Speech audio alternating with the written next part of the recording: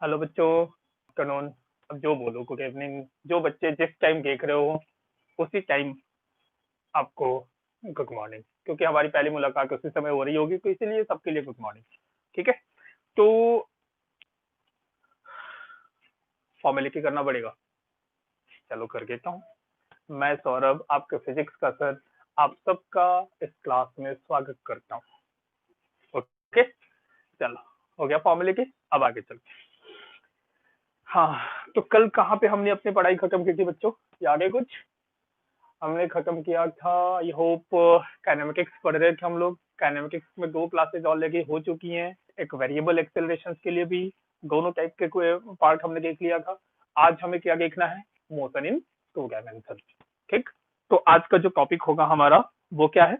Motion in two dimension. Motion in two D का मतलब क्या है बेटा? To dimension. क्लियर है?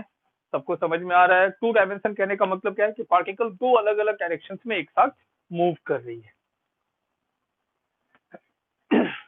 ठीक है, तो मोशन इन टू डायमेंशन में अगर बात करोगे तो ये हमारा जो बेसिक जो यहाँ पे है वो हम एक्चुअली देखना चाहते हैं कि है बेसिकली क्या। ये हमें समझना बहुत जरूरी है। देखो, मोशन इन टू डायमेंशन का मतलब होता है जो हमने इक्वेशन, आप उसको बस इतना मान लो। टू डायमेंशन का सेंस क्या है कि पार्टिकल एक्स डायरेक्शन में भी वाई डायरेक्शन में भी चल रहा होगा। अब सवाल है कि ये कैसे पॉसिबल है एक बार में वो दोनों डायरेक्शन में चल जाए? पॉसिबल है। ठीक, इसको बोलते हैं मोशन इन अ प्लेन। तो कभी कभी किसी बुक में मोशन इन टू डी ना लिख के उसे मोशन इन अ प्लेन लिखा जाता है। समझ में? देखो कैसे, मान लो ऐसा कुछ एक सिंपल सा सिचुएशन मैं तुम्हारे सामने रखता हूँ कि पार्टिकल पहले यहाँ पे थी, अब कहीं यहाँ पे पहुंच गई है। तो देखो, तो आपको पता है कोऑर्डिनेट्स वगैरह आप लोग डिफाइन करते हो, कोऑर्डिनेट्स वगैरह लिखना आता है। मतलब इसका कोऑर्डिनेट अगर मैं 2,1 लिख दूं तो इसका सेंस क्या है? वो इसका मीनिंग ऑफ 2, मतलब इस पॉइंट पे पहुंचने के लिए आप परपेंडिकुलर ड्रॉप कर दिया जाए तो आपको एक्स डायरेक्शन में 2 यूनिट चलना पड़ेगा और फिर वाई डायरेक्शन में 1 यूनिट चलकर यहाँ पे पहुंचोगे। तो क्या मैं ये बोल सकता हूँ इसे कि 2, इस पॉइंट पे पहुंचने में एक पार्टिकल को जितना टाइम यहाँ से यहाँ पहुंचने में लगा है उतने देर में वो ऐसे भी चल के यहाँ पे पहुंच सकता था। क्या ये बात समझ? तो ये देख रहे हो ना, एक तो डायरेक्टली ऐसे जाने का रास्ता और एक तुम्हारे एक्स में जाने का, फिर वाई डायरेक्शन में जाने का। मतलब ये एक्चुअली जो जा रहे हो, मान लो कि तुम इस रास्ते से भी जा रहे हो तो आप यहाँ पे पहुंचो, तो बेसिकली आपने एक्स में इतना डिस्टेंस कवर किया है और वाई में इतना डिस्टेंस कवर किया है। वाई का मतलब ये होता है हाई ट्रेवल करना। समझ में आ गया? आप अगर इस जगह पे हो इसका मतलब क्या है कि आपने एक्स में ये डिस्टेंस कवर किया है और वाई में ये डिस्टेंस कवर किया है। समझ में आ गई बात? क्लियर?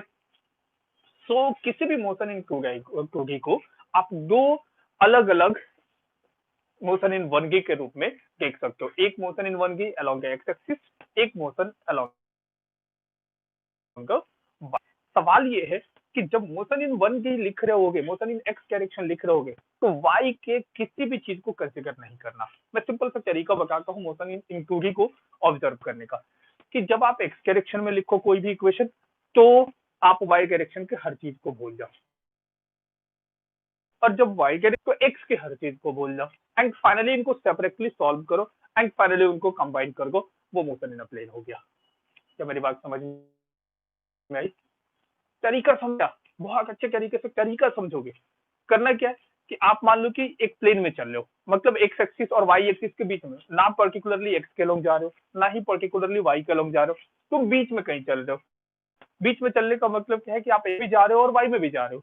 ठीक, तो जब आप एक्स डायरेक्शन के लिए बात करोगे तो वाई को भूल जाना। वाई डायरेक्शन में जो भी चीजें हैं, acceleration, velocity, force, acceleration, anything, momentum, सब कुछ आप वाई डायरेक्शन में भूल जाओगे while writing the equation along x axis.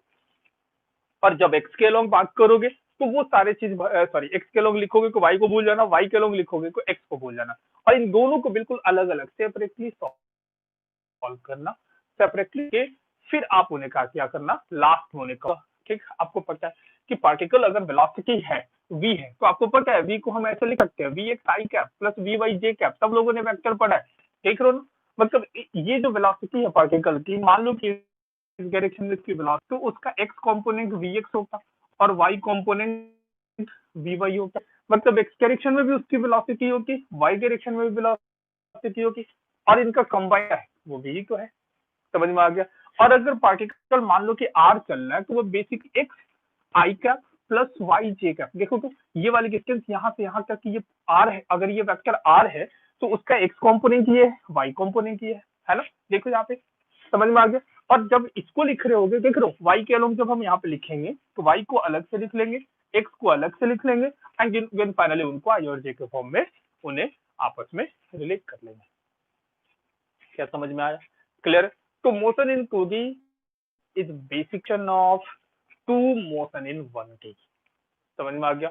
Motion in two dimension की जब भी आप बात करोगे इसका मतलब क्या है कि वो दो मोशन इन 1D का कॉम्बिनेशन है, दोनों को मिला दिया जाए तो मोशन इन 1D को हम लोग ऐसे सॉल्व कर रहे हो कि चाहे वो एक्सेलरेशन कांस्टेंट, दो मोशन इन 1D का कॉम्बिनेशन है ये। तो जब आप एक के लॉन्ग लिखोगे, मैंने आपको क्या बोला, जब आप एक्स के लॉन्ग लिखो तो वाई को बोल जाओ, तो एक्स के लॉन्ग लिखते वक्त अपना सारा जो माइंड है वो सिर्फ एक्स की तरफ लगा दो। कहने का सेंस कि जब आप एक्स की तरफ लगा रहे होगे अपना माइंड, तो आपको बस एक्सेलरेशन एक्स डायरेक्शन में जानना है, डिस्प्लेसमेंट एक्स डायरेक्शन में जानना है, वेलोसिटी एक्स डायरेक्शन में जानना है, बस इतना सा।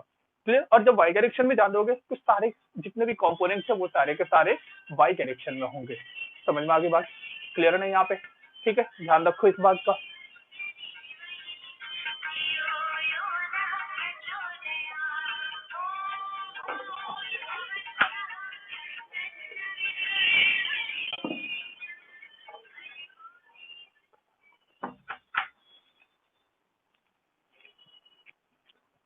समझ में आ गया बात बच्चों? अब ध्यान से देखो यहाँ पे, अच्छे से समझो। अब इसको बहुत अच्छे तरीके से हम एक बार देखते हैं, बढ़िया से। जैसे मोशन इन 2D का सबसे अच्छा एग्जांपल जो होता है वो होता है प्रोजेक्टाइल मोशन। अब देखो बेसिकली होता क्या है उसको ध्यान से देखते हैं। मान लो कि किसी भी एक पार्टिकल को, ये एक्स एक्सिस है अपना और ये क्या है, वाई एक्सिस। समझ में आ गया? एक्स और वाई एक्सिस। क्लियर? एक पार्टिकल को जब हम यू स्पीड से फेंकते हैं किसी भी थीटा एंगल पे, तो आपको पता है, आपको याद है हमने को ऐसे बहुत सारे गेम खेले, बॉल को फेंकना, किसी भी चीज को हवा, बच्चे ये जो गेम प्रोजेक्ट करोगे the motion is called projectile motion. तो मोशन का सब आज की पूरी क्लास में टाइल मोशन के बारे में डिस्कशन करेंगे और प्रॉपर डिस्कशन करेंगे, इसके बारे में अच्छे से समझोगे। ठीक है, यहाँ पे ध्यान से देखो। अब जैसे मान लो कि अगर आपने यू से फेंका और आपको ये दिख रहा है कि ये जो यू है ना तो एक्स के लॉन्ग है ना तो वाई के लॉन्ग है, लेकिन अपन को कंपोनेंट ब्रेक करना आता है, तो कंपोनेंट्स कैसे ब्रेक करेंगे बिना बात पता चल गया। मतलब आपको इनिशियल वाला देखो क्या क्या पता चल गया। एक्स डायरेक्शन में इनिशियल वेलोसिटी कितनी है, यू कॉस थीटा, और वाई डायरेक्शन में इनिशियल वेलोसिटी कितनी है, U sine of theta. Clear? मैं ये भी बोल रहा हूँ आपको कि ये जो पूरा का पूरा मोशन है वो अंडर ग्रेविटी है, ignore the effect of air, सब कुछ आप बिल्कुल एक नॉर्मल कंडीशन अप्लाई करोगे, मतलब ये जो पूरा मोशन होना है वो पूरी की पूरी ग्रेविटी। ऐसे याद है कुछ पार्ट खेला है हम लोगों ने गेम, ऐसे बॉल को अगर हवा में फेंकोगे किसी एंगल पे सामने वाले फ्रेंड को, वो बॉल कैसे जाएगा इस तरीके से। ठीक, बॉल को जब किसी ये 11th क्लास इक्वेशन हर एक क्वाड्रेटिक आगे इतना। ठीक है, अब जैसे देखो तो पहले में आ गया कि जिस स्पीड से हमने फेंका उसका इवन फिगर करना कि हमने यहाँ फोर्स लगाकर फेंका, हम वो बात कर रहे हैं कि हमने फेंक दिया, जब बॉल हमारे हाथों से बाहर आ गया या किसी मशीन से बाहर आ गया, वो हमारा T इक्वल टू 0 इंस्टेंट है। और जब यहाँ अर्थ को आके कर रहे हैं और जब वहां पे हिट पे है वो कौन सा, ग्रेविटेशनल फोर्स। याद है अगर इसका मास m है तो ग्रेविटेशनल फोर्स। अब जब आपको पता है कि नेट में होगा दैट फोर्स भी, इसका मतलब क्या होगा, ये पूरा मोशन और पूरी वस्तु पर हुआ क्या होगा। तो शो कर रहा हूँ कि एक्सेलरेशन क्या है, जी है overall through out the motion. ठीक, बहुत अच्छे से समझोगे बेटा, बहुत आने वाला है। ठीक है, तो जी जो है वो डाउनवर्ड डायरेक्शन में है। क्लियर है? तो जी जो डाउनवर्ड डायरेक्शन में है, अब सोचो रिटार्डेशन के बारे में आपको पता है, जब भी एक्सेलरेशन वेलोसिटी के डायरेक्शन में हो, ठीक है, तो इसका मतलब वेलोसिटी इंक्रीज होगा, और जब एक्सेलरेशन अपोजिट टू वेलोसिटी हो जाए तो वो क्या है कि वेलोसिटी को डिक्रीज करता है। लेकिन एक्सेलरेशन उसी वेलोसिटी को चेंज करता है जो उसके डायरेक्शन में हो, जो उसके पर भी अफेक्ट नहीं करता। समझ में आ गया? तो देखो कि ये किस डायरेक्शन में है ना, या नेगेटिव वाई बोलो इसको, नेगेटिव वाई डायरेक्शन में। तो जो वेलोसिटी वाई डायरेक्शन में होगा उसी के ऊपर इसका इफेक्ट होगा, एक्स डायरेक्शन वाले वेलोसिटी को ये बिल्कुल भी छेड़ेगा नहीं। इतना बात दिमाग में आ गया, क्लियर। तो इसका ऐसा बिहेव कर रहा है, इसका मतलब क्या है कि ये वेलोसिटी को क्या करेगा, कम करेगा। वर्टिकल वेलोसिटी को याद रखना, जिस डायरेक्शन में होगा उसी वाले वेलोसिटी को ये छेड़छाड़ करेगा, और किसी को नहीं वेलोसिटी को क्या करेगा, वो छेड़ना शुरू करेगा। अब ये अपोजिट डायरेक्शन में, तो ये वेलोसिटी को क्या करेगा, कम करेगा। तो जैसे जैसे ये पार्टिकल ऊपर की तरफ जाएगी, इसकी ऊपर वाली वेलोसिटी मतलब वर्टिकल वेलोसिटी क्या होगी, डिक्रीज होगी। डिक्रीज होते होते होते होते होते एक पोजीशन ऐसा होगा जहां पे डिक्रीज होते होते जीरो हो जाएगा।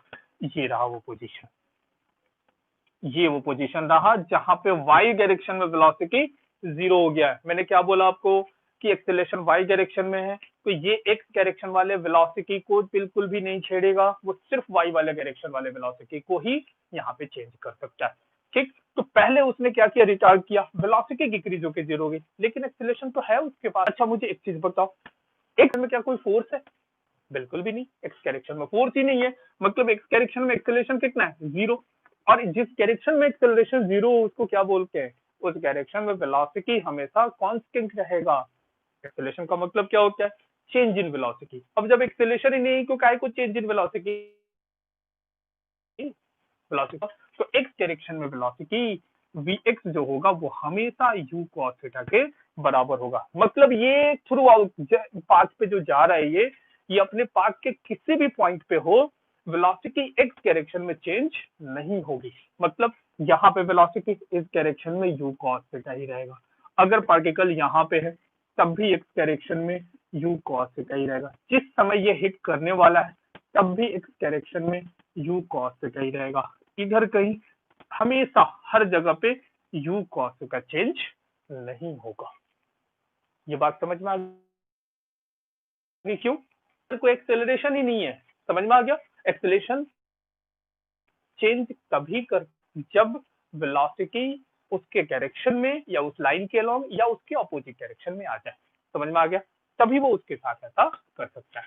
क्या ये पूरी बात समझ में आ गई, क्लियर है इतनी बात। तो देखो तो हमने देखो पॉजिटिव वाई डायरेक्शन ऊपर है और ये नेगेटिव डायरेक्शन में, तो ये क्या हो गया माइनस जी, समझ में आ गया। ये कहानी हमें पता है, इनिशियल वेलोसिटी एक्स डायरेक्शन में, इनिशियल वेलोसिटी वाई डायरेक्शन में, एक्सेलरेशन वाई डायरेक्शन में, एक्सेलरेशन एक्स डायरेक्शन में, वेलोसिटी किसी भी टाइम पे vx का मतलब क्या होता है बेटा, वेलोसिटी एक्स डायरेक्शन में किसी भी टाइम पे, ठीक।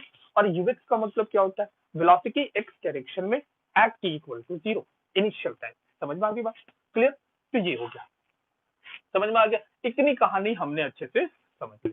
अब सोचो हुआ क्या है, पार्टिकल मान लो कि यहाँ पे पहुंचा, तो बेसिकली ये जिस पॉइंट पे पहुंचा है ऐसे चल के हम यहाँ पे पहुंच सकते थे, इस डायरेक्शन में भी जाके और इस डायरेक्शन में भी जाके, ऐसे मतलब यहाँ से चलकर हम एक्स में गए, वाई में गए।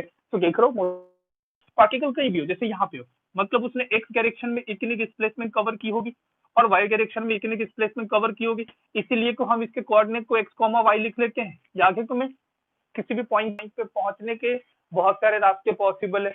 आप एक्स में एक्स चलो, फिर वाई में ऊपर की तरफ वाई चले जाओ, उस पॉइंट पे पहुंच जाओगे। आप सीधा ऐसे root of X square plus Y square चले जाओ, आप पहले वाई में वाई जाओ फिर एक्स जाओ, ठीक। तो तीन अलग अलग रास्ते उस जगह पे पहुंचने के, समझ में आ गया। मतलब पार्टिकल अगर यहाँ पे होगा तो बेसिक किया है, आप इसको डिस्प्लेसमेंट भी बोलो कोई प्रॉब्लम नहीं, क्लियर है। क्योंकि पार्टिकल यहाँ पे रिटर्न नहीं हो रही तो हम यहाँ पे कह भी नहीं रहे हैं। और वाई डायरेक्शन को हम हाइट बोल के, समझ में आ गया, वाई डायरेक्शन ऊपर की तरफ, मतलब वो हाइट ट्रेवल कर, ठीक।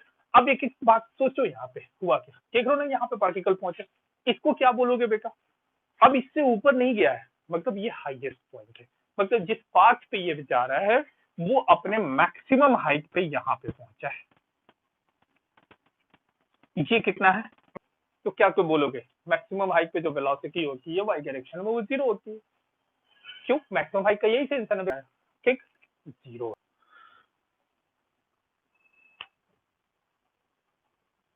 क्लियर है बेटा, यहाँ पे इतनी बात समझ में नोट कर लिया है, नोट कर लिया है बच्चों।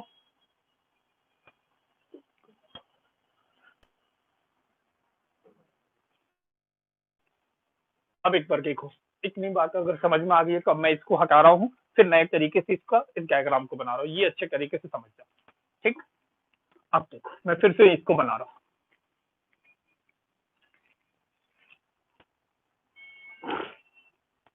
अब देखो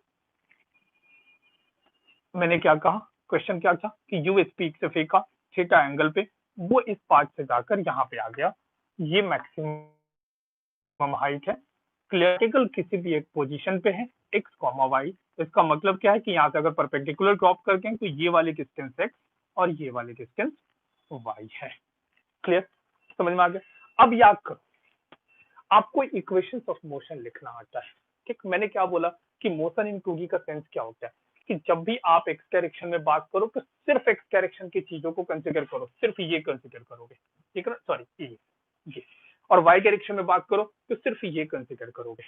समझ में आ गया। जब ये कंसीडर कर रहे होगे वाई डायरेक्शन में, इसको भूल जाओगे, और जब ये कंसीडर कर रहे होगे तो इसको भूल जाओगे। समझ में आ गया, क्या इतनी बात क्लियर है? बिल्कुल ठीक। अब यही काम हम लोग यहाँ पे कर रहे हैं। ठीक, अब ये चीजें को आपको समझ में आ गई होगी, क्लियर। तो अब एक बच्चा क्या कर सकता है, मैं अभी इसके ऊपर प्रॉपर डिस्कशन ना करके मैं सिर्फ इक्वेशन लिखना सीख रहा हूँ। अगर बच्चे ने इक्वेशन लिख दिया ना, समझ लो कि उसका काम हो गया। लिखना आता है उसको, प्रोजेक्टाइल मोशन का हर कॉन्सेप्ट पता होता है। ठीक, थोड़ा बहुत दिमाग है कि हाईएस्ट पॉइंट पे वेलोसिटी वाई डायरेक्शन में क्या होनी चाहिए, 0, और एक्स डायरेक्शन में तो हमेशा यू कॉस का होगा ही होगा, ये तो चेंज हो नहीं सकता। पार्टिकल अपने पाथ के किसी भी पॉइंट पे हो, हर जगह पे एक्स डायरेक्शन में वेलोसिटी यू को हम सब जान रहे हैं, अभी हमने सब कुछ पढ़ भी लिया है। ठीक है, हम आगे डिस्कशन करते हैं। अब एक्स डायरेक्शन में, एक्स डायरेक्शन में लिखो, एक्स डायरेक्शन में इक्वेशन लिखने का सेंस समझो। सबसे पहला इक्वेशन, वेलोसिटी एक्स डायरेक्शन में, इनिशियल वेलोसिटी एक्स, जितने भी की वेलोसिटी एक्स डायरेक्शन में किसी भी टाइम के पे, समझ में आ गया। तो वी था, तो देखो ये क्या है, मतलब पार्टिकल की एक्स डायरेक्शन में वेलोसिटी, चाहे वो इनिशियल पॉइंट हो, चाहे वो फाइनल पॉइंट हो, या चाहे वो बीच के किसी भी पॉइंट पे हो, एक्स डायरेक्शन में जो वेलोसिटी होगा वो हमेशा u cos थीटा होगा। This one is equation number 1। Clear. अब दूसरे इक्वेशन पे आते हैं। दूसरा इक्वेशन क्या कहता है बेटा कि डिस्प्लेसमेंट एक्स डायरेक्शन में is equal to initial velocity X direction t plus half acceleration X direction multiplied by T square. यही होता है हमारा दूसरा equation. So displacement X direction में देखो, जब पार्टिकल मान लो कि यहाँ पे है तो एक्स डायरेक्शन में डिस्प्लेसमेंट कितना कवर किया उसने, ये यही है ना एक्स। तो x is equal to U X कितना था, U cos theta multiplied by T, X तो 0।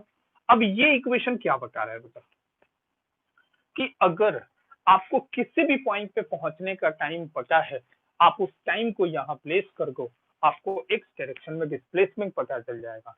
या फिर अगर एक्स डायरेक्शन में डिस्प्लेसमेंट आपको पता है, आप यहाँ पे रख दो, वो टाइम पता चल जाएगा कि पार्टिकल अपने पाथ के किस पॉइंट पे है जिसपे डिस्प्लेसमेंट एक्स हुई है, मतलब डिस्प्लेसमेंट एक्स डायरेक्शन में एक्स हुई है। समझ में आ गया। ये इक्वेशन बहुत कारगर है, बहुत काम आने वाला है। और जो तीसरा इक्वेशन है, V square equal to you square plus 2as, फिर तो वही आ जाएगा, यही रिजल्ट आ जाएगा, तो मैं उसको नहीं लिख रहा। ठीक, आप लिख कर देखोगे। क्लियर, ये दो इक्वेशन हो गए। अब आगे चलते हैं। अब वाई डायरेक्शन में देखते हैं कि सब कुछ आपको समझ आना चाहिए।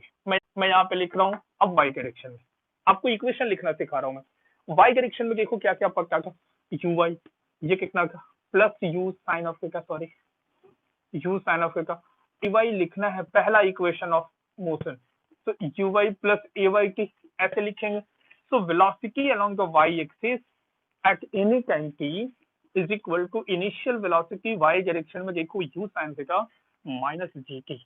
ये इक्वेशन 3 हो गया। अब इस इक्वेशन को ध्यान से समझो। अगर टाइम आपको पता है तो उसको प्लेस करोगे उस टाइम पे, मतलब पर टाइम आपको पता है, उस टाइम को जैसे ही आप यहाँ प्लेस करोगे आपको पता चल जाएगा कि इस पोजीशन पे वाई डायरेक्शन में वेलोसिटी कितनी है। अगर वी वाई ये जो है अगर पॉजिटिव आया, मतलब ये इससे पहले की बात कर रहा है, अगर ये नेगेटिव आया तो ये इसके बाद की बात कर रहा है। क्यों ऐसा, मान लो कि पार्टिकल यहाँ पे, तो एक्स डायरेक्शन में तो वेलोसिटी यही होगी, ठीक, अब y डायरेक्शन में वेलोसिटी ये होगा, देखो यहाँ नेगेटिव हो गया, मतलब इससे पहले तक यहाँ देखो vy 0 है, यहाँ पे किसी भी पॉइंट पे होगा तो vx इस डायरेक्शन में होगा और vy इस डायरेक्शन में, ताकि इन दोनों का जो रिजल्टेंट हो वो टैंजेंट के अलॉन्ग हो। समझ में आ गई बात? क्लियर है इतनी? इतना बात तो क्लियर है बेटा? ठीक, मतलब ये समझ में आ रहा है, मतलब y डायरेक्शन में वेलोसिटी, अब यही वाली वेलोसिटी को देखो यहाँ पे डिक्रीज होते होते यहाँ पे 0 हुई है, और अब जब नीचे चल रहा हो क्योंकि एक्सेलरेशन नीचे था तो अब इंक्रीज हो रहा होगा, तो यहाँ क्या हो रहा होगा, vy इंक्रीज हो रहा होगा और यहाँ vy क्या हो रहा होगा, डिक्रीज हो रहा होगा। क्या पूरी कहानी समझ में आ रही? क्यों डिक्रीज हो रहा है भाई? क्योंकि एक्सेलरेशन इस देखो इनिशियल वेलोसिटी किधर को की, ये थी u sin ऑफ थीटा, यही था ना y डायरेक्शन में, इसके अपोजिट डायरेक्शन में एक्सेलरेशन था, तो ये तो क्या करेगा, इस डायरेक्शन वाले वेलोसिटी को डिक्रीज करेगा, तो डिक्रीज होते होते होते होते 0, इसलिए मैंने बोला कि vy जो होगा वो डिक्रीज हो रहा होगा। अब यहाँ पे 0 हो गया क्योंकि एक डायरेक्शन वेलोसिटी है तो ये आगे खींच गएगा, जैसे ही खींचेगा बेचारा ये एक्सेलरेशन तो है, अब वो 0 से करेगा डाउनवर्ड डायरेक्शन में। क्लियर? तो जैसे जैसे अब ये नीचे की तरफ बढ़ेगा डाउनवर्ड डायरेक्शन में वेलोसिटी क्या होगी, इंक्रीज होगी। समझ में आ गया? इतनी बात क्लियर है? ये पूरा का पूरा एकदम मैं पीएचडी करा रहा हूँ इसके ऊपर, ठीक, पूरी रिसर्च करके हैं तो हो क्या रहा है यहाँ पे। ठीक, तो ये इक्वेशन आ गया। अब ये इक्वेशन देख के तुम्हें पता चल रहा होगा, देखो t इक्वल टू 0 पे भी वही कितना है, जो साइन थीटा, t बढ़ाओ, ठीक, लेकिन अभी ये gt का मल्टीप्लीकेशन इससे अभी मान लो कि कम है, तब तक भी y पॉजिटिव है। एक टाइम आएगा कि g इंटू टी की वैल्यू इतनी हो जाएगी कि वो u साइन थीटा के बराबर हो जाएगा, यही तो वो टाइम है जहाँ पे वेलोसिटी y डायरेक्शन में 0 हुआ है, मतलब वो टॉप मोस्ट पॉइंट पे पहुंच गया। समझ में आ गया? मतलब कोई भी अगर बोले कि टॉप मोस्ट पॉइंट पे पहुंचा है तो वो टाइम बताओ, तो क्या करेंगे, चुपचाप यहाँ भी y को 0 कर देंगे, टाइम आ गया u sine theta by t, मतलब यहाँ से चलकर यहाँ पहुंचने में उसको टाइम कितना लग गया,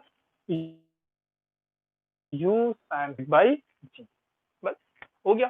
तो थोड़ा सा सोचना है, थोड़ा दिमाग लगाना है, काम तो हो ही जाएगा, इक्वेशन अपने को लिखना आना चाहिए।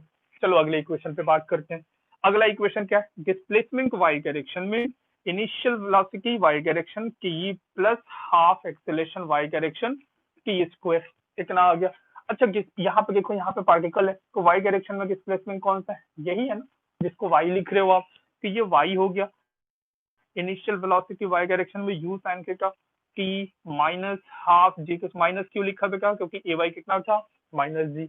अब ये इक्वेशन क्या बता रहा है, इक्वेशन 4 क्या बोल रहा है, इक्वेशन 4 बता रहा है कि अगर टाइम आपको पता है तो उसकी वैल्यू को यहाँ प्लेस करो, आपको वर्टिकल डिस्प्लेसमेंट पता चल जाएगा। एक और बड़ा खूबसूरत सा बात ये बता रहा है, देखो टी का पावर कितना है, हाईएस्ट पावर 2, मतलब ये टी के टर्म में पूरा का पूरा एक क्वाड्रेटिक इक्वेशन बनेगा। ठीक, मतलब एक वाई के परपेंडिकुलर, मतलब एक हाइट के परपेंडिकुलर 2 टाइम निकल कर आएगा, होना भी चाहिए। देखो एक बार जाते वक्त इतना हाइट कवर कर रहा है और एक बार ऊपर से आते वक्त इतना ही हाइट इधर भी कवर कर रहा है, मतलब वाई दोनों के लिए सेम है। तो क्या यहाँ से यहाँ पहुंचने और यहाँ से यहाँ पहुंचने में सेम टाइम लगा होगा, ऐसा तो नहीं है, ये वाला टाइम तो ज्यादा होगा, इसलिए टाइम की यहाँ से 2 वैल्यू जाएंगी, जो ज्यादा वाला होगा वो यहाँ पहुंचने का टाइम होगा, जो कम वाला होगा वो पहले वाला होगा। समझ में आ गया? बात क्लियर है? तो इसलिए देखो यहाँ पे स्क्वायर टर्म है। ठीक, समझ में आ गई बात? जो हम देख पा रहे हैं उसको मैथमेटिकली लिख रहे हैं हम यहाँ पे, ये बड़ा इंपॉर्टेंट है। चलो नेक्स्ट लिखते हैं, क्या होता है, वी वाई डायरेक्शन में स्क्वायर, यू वाई डायरेक्शन में square plus 2ay multiplied by displacement of y direction. Clear? अच्छा वी वाई स्क्वायर ये कितना आ जाएगा, u square sine square theta minus 2g displacement को y है, ये इक्वेशन 5 हो गया। मतलब अगर अपने को y पता हो, मतलब हाइट पता हो, ये वाले डिस्प्लेसमेंट पता हो, तो हम बता सकते हैं कि वहां पे वेलोसिटी क्या होगा। यहाँ पे देखो फिर वी वाई का स्क्वायर है, ये 2 वेलोसिटी का y डायरेक्शन में होना भी चाहिए। देखो इस वाले पे वेलोसिटी ऊपर की डायरेक्शन में, और इतने ही आज पे कहीं यहाँ पे होगा कि वेलोसिटी डाउनवर्ड डायरेक्शन में होगा, तो 2 वैल्यू जाएंगे, एक प्लस और एक माइनस। वी वाई प्लस कब होगा, हाईएस्ट पॉइंट पे पहुंचने से पहले, वी वाई नेगेटिव कब होगा, हाईएस्ट पॉइंट पाने के बाद। ठीक, वो तो आप सेलेक्ट कर ही सकते हो, यहाँ से रूट आ जाएगा ये पूरा, और रूट जब भी लिखते हैं तो वो प्लस माइनस साइन के साथ लिखते हैं। आप मैथमेटिक्स के स्टूडेंट को इस बात का ध्यान रखना हमेशा। ठीक, जिस बच्चे को ये 5 इक्वेशन प्रॉपरली समझ में आ रही है और जितनी बात मैंने बोली है वो आपको समझ आ रही है, तो इसका मतलब अब आप प्रोजेक्टाइल मोशन के महारथी हो गए हो, बस थोड़ा बहुत दिमाग लगाओगे, हर एक क्वेश्चन प्रोजेक्टाइल मोशन का सॉल्व आ जाएगा यूजिंग इज 5 इक्वेशंस। क्लियर? एक बार चल के से नोट कर लो।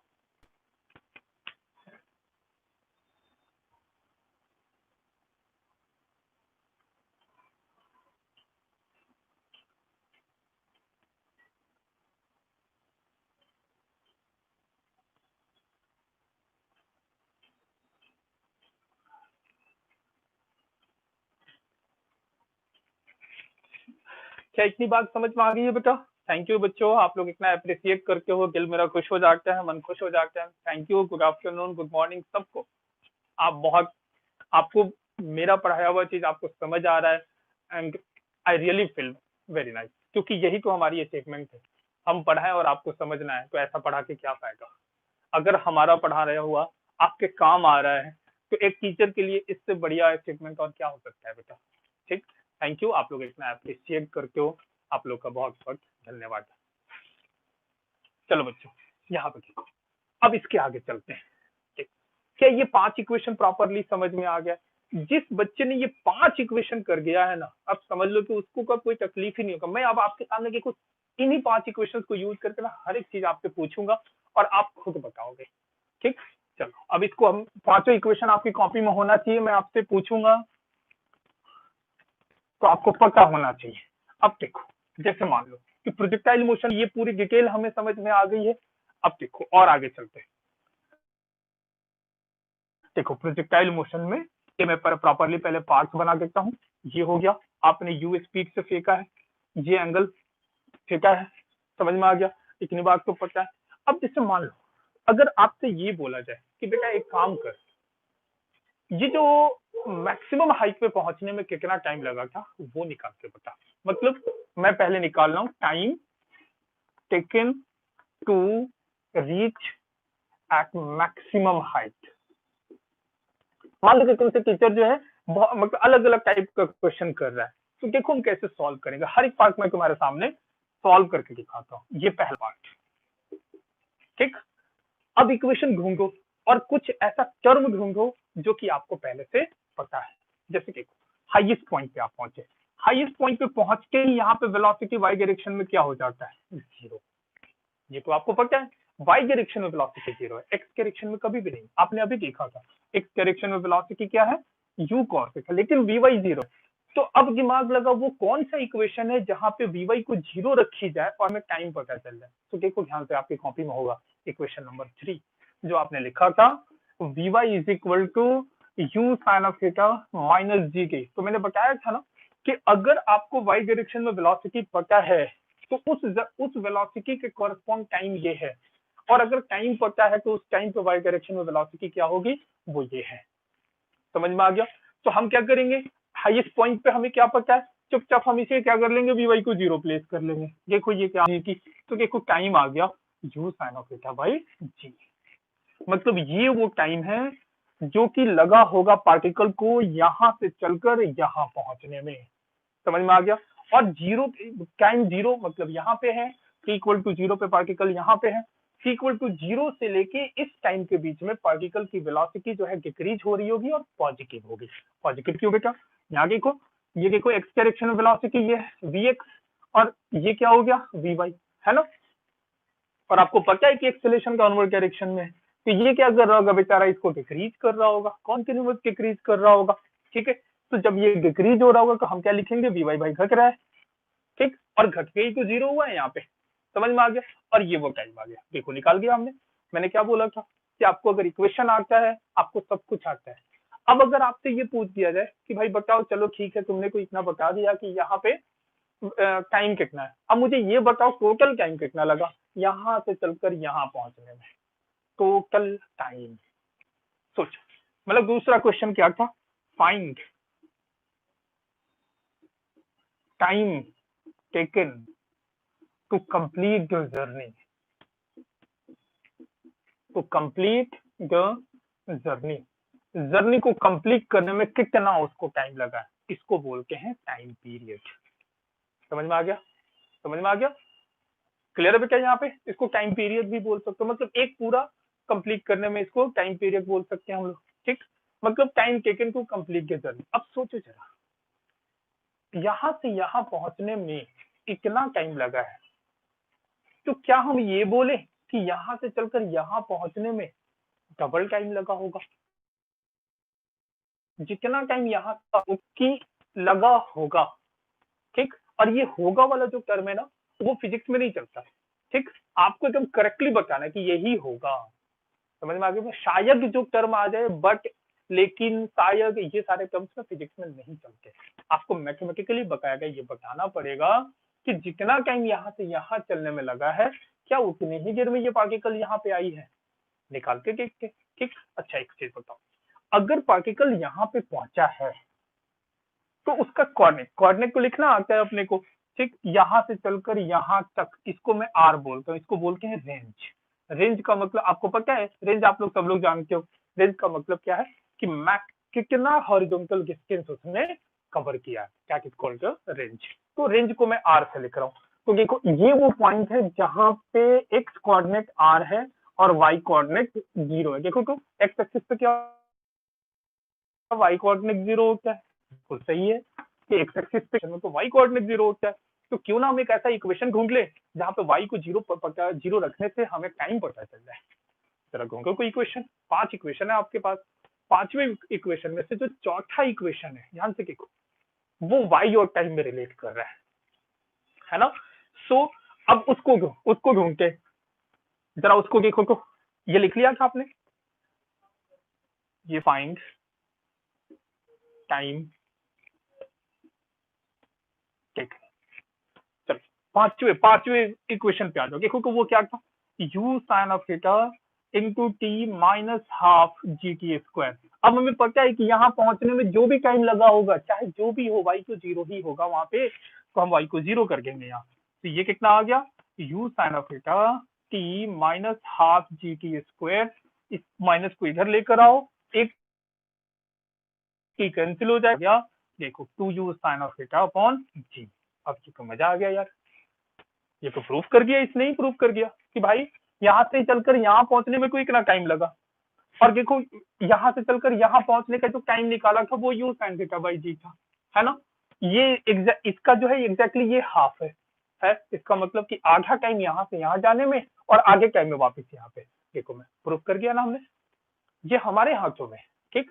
और mathematics is the best solution.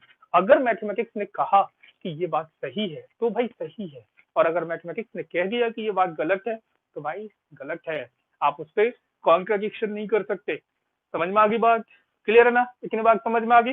This one is called the time taken by the particle to cover the distance. समझ में आ गया? एक बार जल्दी से नोट कर लो इसे।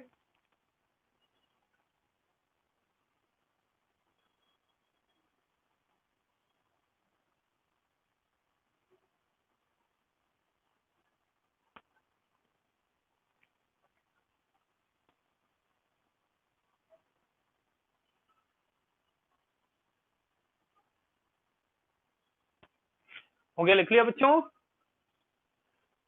शाबाश। अब इतना टाइम आ गया तो ये बात तो क्लियर हो गया ना। तो इसको नाम देंगे ना बेटा, यहां से यहां चलकर आने में जो टाइम लगा, इसको बोलेंगे टाइम ऑफ एसेंट। एसेंट मतलब नीचे से ऊपर जाने का टाइम, और यहां से चलकर यहाँ, ठीक। और ये क्या होगा, टोटल टाइम टेकन का हाफ। और ये भी क्या होगा, टोटल टाइम टेकन का हाफ। इसको कैपिटल टी से हम क्या करेंगे, रिप्रेजेंट कर देंगे।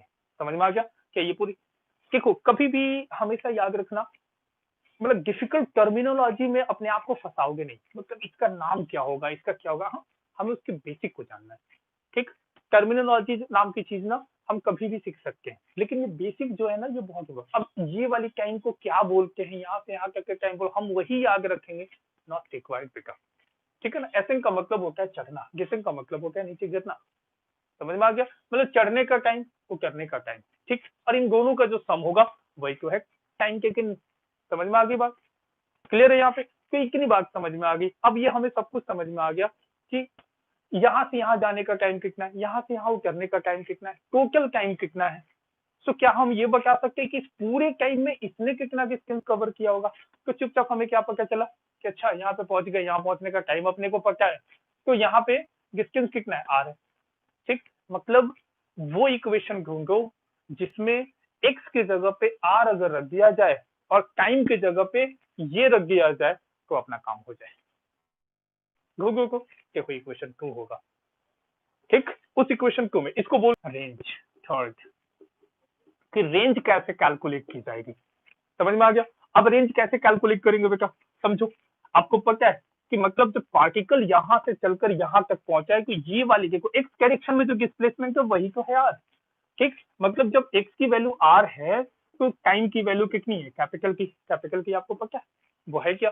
तो प्लेस करो, याद करो कि ये वाला फॉर्मूला था यू कॉस थीटा इक्वेशन 2 जो था इनटू टी।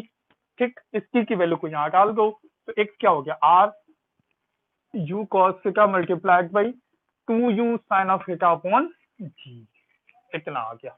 तो ये कितना हो गया, यू स्क्वायर। अच्छा, 2 साइन थीटा कॉस थीटा, ये आपको पता है साइन 2 ऑफ थीटा होता है ना, तो साइन 2 ऑफ थीटा अपॉन जी, ये हो गया रेंज।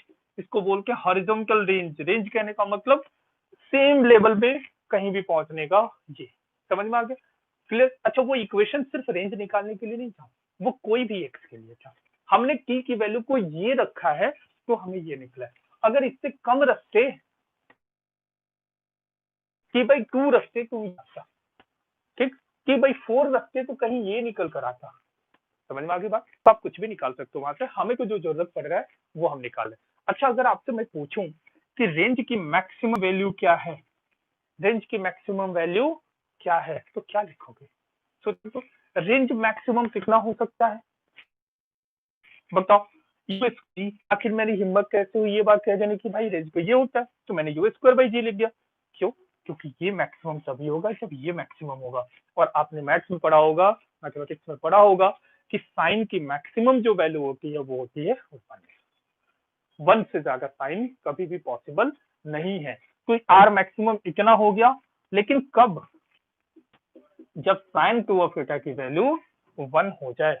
अब सोचो साइन 1 कब होता है, जब एंगल 90 डिग्री हो जाए, मतलब थीटा की वैल्यू 45 डिग्री। इसीलिए को बचपन में याद है तुम्हें, अक्सर अगर तुम गांव में रहते हो तो हम लोग बोलते हैं, हम लोग अक्सर बच्चों के सामने बोला करके कि हमारे पेरेंट्स ही बोला कि 45 के एंगल पे फेंक, 45 के एंगल पे सबसे ज्यादा दूर जाकर गिरेगा। वही तो है बेटा, देखो यहाँ पे 45 के एंगल पे फेंको, रेंज इतना होगा। समझ में आ गया कि अगर इतने एंगल पे फेंकोगे तो जो रेंज होगा वो इतना कवर करेगा पार्टिकल। समझ में आ रहा है बात, ठीक है। तो देखो यही रेंज है और ये रेंज की मैक्सिमम वैल्यू है। और इसमें देखो और अच्छी अच्छी बातें क्या है, ये देखो ये जो निकल कर आया है रेंज को हम ऐसे भी लिख सकते हैं, ध्यान से देखो।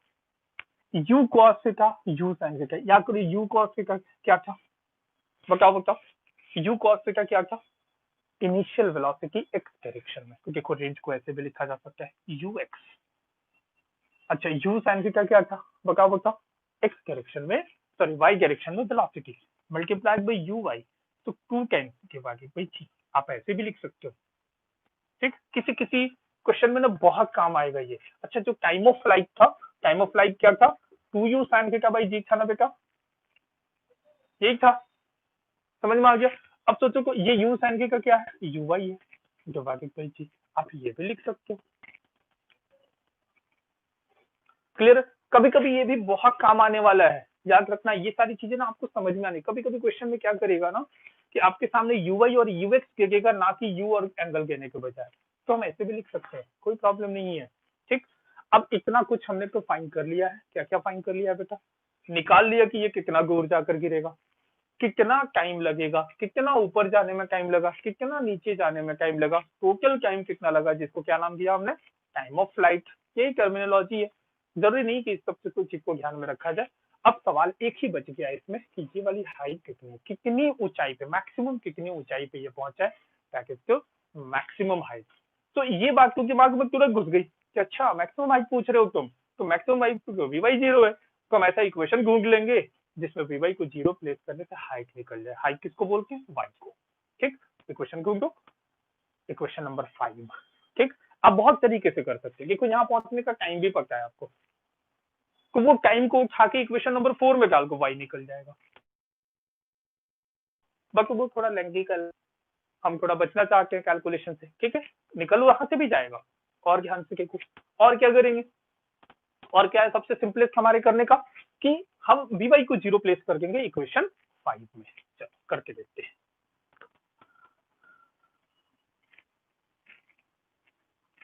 अब वी को जैसे हमने निकालना क्या है, मैक्सिमम हाइट, मैक्सिमम हाइट निकालनी है हमें। तो मैक्सिमम हाइट कैसे निकाला जाएगा, हम वी को क्या करेंगे, 0 प्लेस कर लेंगे। तो जैसे वी 0 होगा वो y की वैल्यू जो होगी वो एच मैक्स लिखी जाएगी। यही है ना y बेटा, इस y को हम लिख देते हैं एच मैक्स, एक नया नाम ही दे देते हैं एच मैक्स, मतलब मैक्सिमम हाइट। ठीक है, ऐसी कौन सी बहुत बड़ी प्रॉब्लम है। तो इक्वेशन 5 में देखो, 0 वी को मैंने 0 रख दिया, तो u square sine square theta minus 2g into y को हमने एच मैक्स रख दिया। तो देखो एच मैक्स आ गया you square sine square theta divided by 2g। ठीक, अच्छा देखो यू साइन थीटा है ना, इसको हम यू वाई का स्क्वायर बाई 2g भी लिख सकते थे। समझ में आ गया, क्लियर है। तो देखो ये मैक्सिमम हाइट निकल गया हमारा, मैक्सिमम हाइट आ गया, हॉरिजॉन्टल रेंज आ गया, टाइम ऑफ फ्लाइट हमें पता चल गया, टाइम ऑफ एसेंट पता है, टाइम ऑफ डिसेंट पता है, ठीक, सब कुछ हमें पता है। ठीक, वी वाई पता है हमें as a function of time, v x पता है as a function of time. तो अगर वेलोसिटी अगर लिखना हो, कभी भी बोला जाए कि वेलोसिटी लिखकर बताओ वेक्टर फॉर्म में, तो आपको पता है ना कि इसको क्या लिखते हैं, x direction i cap, y direction j cap, ऐसे लिखा जाता है। याद करो तो वी एक्स कितना था, वो तो यू कॉस के क्या ही रहा है हर जगह, आई कैप। वी वाई कितना था, याद करो रिलेशन निकाला था, यू साइन थीटा माइनस जी की जे कैप। ये हो गया वेलोसिटी। अगर कहीं मैग्नीट्यूड निकालने को बोल गए तो क्या कर लेंगे, याद है आपको वेक्टर्स में मैंने बड़ा आपको बताया भी है कि आई के साथ जो टर्म होता है उसको बोलते हैं एक्स कोफिशिएंट, जे के साथ जो टर्म होता है उसको बोलते हैं वाई कोफिशिएंट। तो किसी भी वेक्टर का मैग्नीट्यूड क्या हो जाएगा, आई कोफिशिएंट का स्क्वायर प्लस जे कोफिशिएंट का स्क्वायर अंडर ऑफ रूट। तो हम क्या लिख लेंगे, u square cos square theta plus you sine of theta minus g के इस पूरे का स्क्वायर। सॉल्व कर दो, टाइम की वैल्यू प्लेस कर दोगे, तुम्हें वेलोसिटी पता चल जाएगा। एक्चुअली ये स्पीड है, देख रहे हो ना मैग्नीट्यूड, वेलोसिटी का मैग्नीट्यूड को क्या बोलते हैं, स्पीड। तो किसी भी जगह पे तुम्हें पता है, यहाँ पे देखो वेलोसिटी टेंजेंट की तरफ होगा, यहाँ इसी डायरेक्शन में होगा, यहाँ इस तरफ होगा, यहाँ इस डायरेक्शन में होगा, पाथ के टेंजेंट के डायरेक्शन में वेलोसिटी होगी हमारी। और वो कैसे निकलेगा, इस तरीके से। अगर एंगल निकालने को बोल गए, मान लो कि यही एंगल निकालना हो, ये अल्फा मान लो, तो क्या कर लेंगे हम उसको, ये तो बेसिक है, बिल्कुल वेक्टर है। tan अल्फा क्या हो जाएगा, बता दो जल्दी से, क्या होता है। देखो ये वेलोसिटी जो है ना, ये इतनी हो गई कि ये कैसे बना, ये इससे मिलकर बना है। तो ये देखो ये वी वाई है, ये क्या है वी एक्स है, तो हम क्या लिखेंगे v y by v x. हो गया कहानी खत्म। वी वाई आप निकाल सकते हो, इक्वेशन पता है, वी एक्स पता है, आपको सब कुछ पता है। कुछ भी आपसे पूछा जाए, आपके पास इक्वेशंस हैं, आप सब कुछ सॉल्व कर सकते हैं। एक बार नोट कर लो जल्दी से।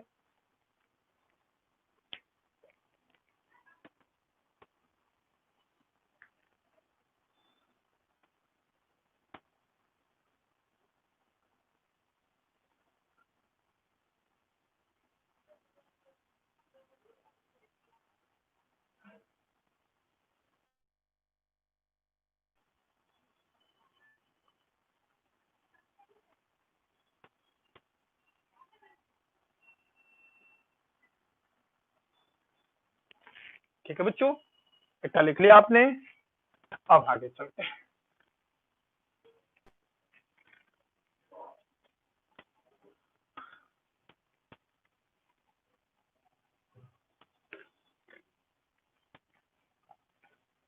और देखो, अब ये तो था हमारा बेसिक डिस्क्रिप्शन। अच्छा, अगर आपसे ये बोल दिया जाए कि हम कैसे माने कि ये पैराबोला है। कुछ लोग बहुत जिद्दी होते हैं, उन लोगों को मनाना पड़ता है ना बेटा। अब फिजिक्स में तुम्हारे सामने अगर तुम लेके जाओगे और बोलोगे ये पैराबोला है, तो वो बोलेंगे हम नहीं मानते, पैराबोला कैसे हो गया भाई। तो हमें को प्रूफ करके दिखाना पड़ेगा। ठीक, तो प्रूफ कैसे करें, इक्वेशन निकालना पड़ेगा। इक्वेशन कैसे निकालते हैं, इक्वेशन का सेंस क्या होता है, relation between x and y coordinate.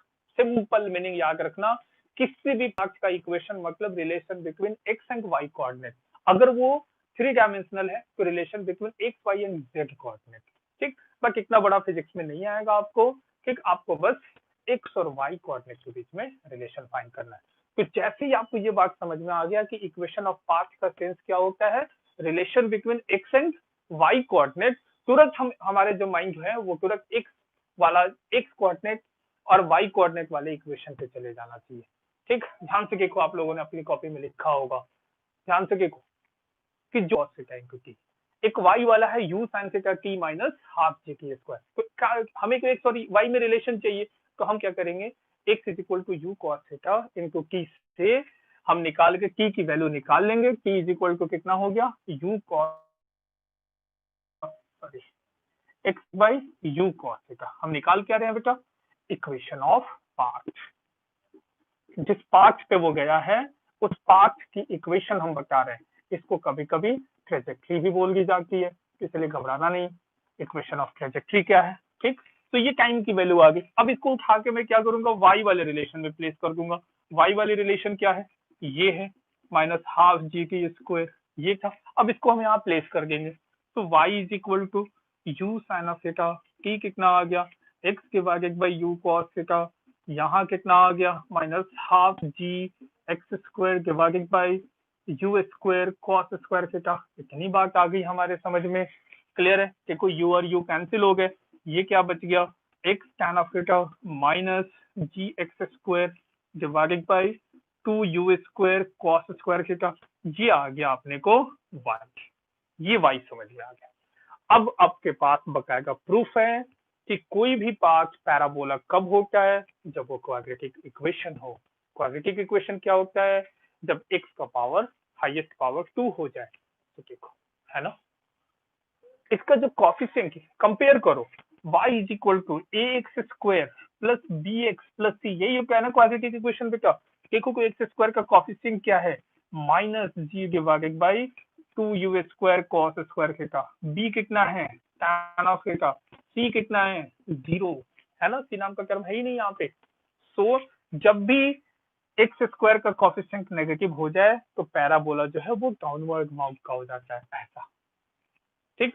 और अगर ये पॉजिटिव होता तो कैसा होता, ऐसा, समझ में आ गया। और देखो यहाँ पे नेगेटिव तरीके का है पैराबोला, है ना, इसी तरीके के पाथ पे गया है वो, ठीक। हमने मैथमेटिक्स से प्रूफ कर दिया कि ये जो इक्वेशन है ये एक पैराबोलिक इक्वेशन है, क्लियर है। और उसका इक्वेशन ये रहा, क्लियर है बेटा, इतनी बात समझ में आ गई। इसको और सॉल्व करोगे, एक tan थीटा कॉमन करोगे तो ये निकल कर आ जाएगा यहाँ से। इसको जब सॉल्व करोगे तो ये आ जाएगा एक tan of theta minus x के भागित बाई आर। आपका ये होमवर्क है, आप इसे सॉल्व करके बताएंगे कि ये वाली रिलेशन ये कैसे आ गई। आप क्या करना, मैं थोड़ा सा हेल्प कर देता हूँ। X tan of theta common करना, तो यहाँ 1 रह जाएगा, एक्स tan थीटा से आगे y हो जाएगा। उसको सॉल्व करना, देखना आर का फंक्शन आ जाएगा, आर क्या, u square sine 2 of theta upon g, याद है ना, वो आ जाएगा आपका यहाँ पे सॉल्व होके। तो ये भी आसान हो गया, ठीक, समझ में आ गया। पैराबोलिक इक्वेशन है, ये बात हमारा क्लियर हो गया कि ये पूरी कहानी होने वाली है, ठीक। तो मतलब जो एक पेचीदापन जो 11th क्लास में होना है वो पूरा का पूरा आपके सामने यहाँ पे रख दिया है मैंने, ठीक। आपको पूरे अच्छे तरीके से 11th क्लास में जो चीज चलना है वो समझ में आ गया।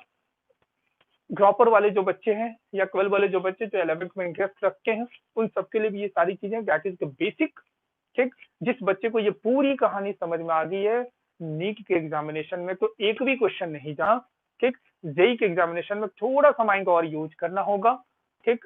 तो वो भी आप यूज कर सकते हैं, क्योंकि यही तो है जो कि परेशान कर रहा होता है यही इक्वेशंस को लिखना हमें नहीं आता है, हमें यही तो समझ नहीं आता कि वी वाई क्या है, वी एक्स क्या है, एक्स क्या है, वाई क्या है, टी का सेंस क्या है, समझ में आ गया, क्लियर है यहाँ पे। तो इतनी बात समझ में आ गई है, एक बार नोट कर लो इसको। This one is called equation of path, equation of trajectory.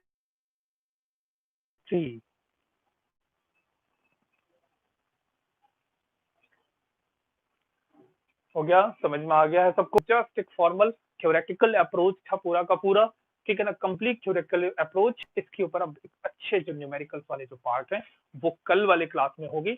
Next class में इसके ऊपर बहुत बढ़िया बढ़िया मैं जैसे कुछ क्वेश्चंस वगैरह उठाऊंगा, नीट के क्वेश्चंस उठाऊंगा, मैं उसे सॉल्व करूंगा तुम्हारे सामने, तुमसे भी करवाने की कोशिश करूंगा, ठीक है। कल की जो क्लास होगी ये बड़ा इंपॉर्टेंट होगी, पूरे प्रोजेक्टाइल मोशन पे जबरदस्त कॉन्सेप्ट के साथ। ठीक है बेटा, तो आज के लिए क्लास में यहीं पे रोकता हूँ। ठीक, कल मिलते हैं फिर आपसे इस आशा के साथ कि आप लोग अच्छे हो रहें, सुरक्षित रहें, अपने घर पे रहें। ओके।